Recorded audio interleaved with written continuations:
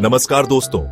नेपाल एक ऐसा देश जो प्राकृतिक सुंदरता के साथ साथ अपनी सांस्कृतिक विविधता के लिए भी जाना जाता है। क्या आप जानते हैं कि नेपाल में 126 से अधिक अलग अलग संस्कृतियां और समुदाय एक साथ रह रहे हैं? लेकिन सवाल यह है कि नेपाल में इतनी विविधता क्यों और कैसे आई? इस वीडियो में हम इसी रहस्य से पर्दा उठाएंगे। नेपाल की भौगोलिक स्थिति इस विविधता का पहला बड़ा कारण है।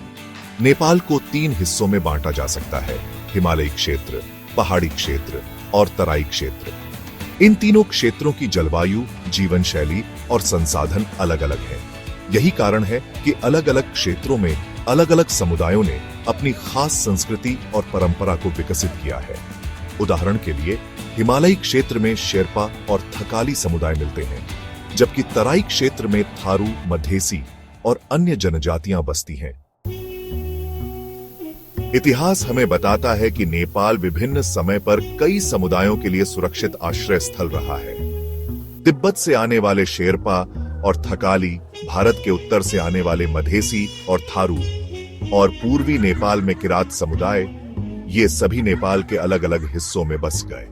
प्रवासन के इस सिलसिले ने नेपाल को एक सांस्कृतिक केंद्र बना दिया, जहां हर समुदाय ने अपनी अलग पहचान और परंपराओं को सुरक्षित रखा।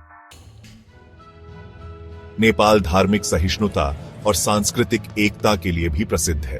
हिंदू, बौद्ध, मुस्लिम और ईसाई, ये सभी धर्म नेपाल में शांति और सहयोग के साथ रहते हैं।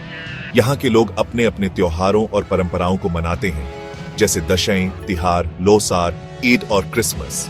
नेपाल का संविधान सभी धर्मों और संस्कृतियों का सम्मान करता है, जिसने सभी समुदायों को एक साथ रहने की अनुमति दी है। नेपाल का संविधान भी इस सांस्कृतिक विविधता का सम्मान करता है। नेपाल ने 2015 में एक नया संविधान लागू किया, जिसमें 126 जातीय समूहों और 123 भाषाओं को आधिकारिक मान्यता दी गई। सरकारी नीतियों में भी यह ध्यान रखा जाता है कि सभी समुदायों की भाषा, संस्कृति और परंपरा को सुरक्षित रखा जाए।